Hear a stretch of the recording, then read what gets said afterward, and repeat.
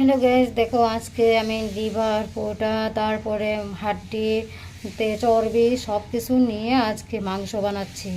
মাংসও আছে এখানে, মাংসের সঙ্গে চামড়া আর ওই লিভার পোটা এগুলি সব মিলিয়ে আজকে করব একটা কষা কষা করে।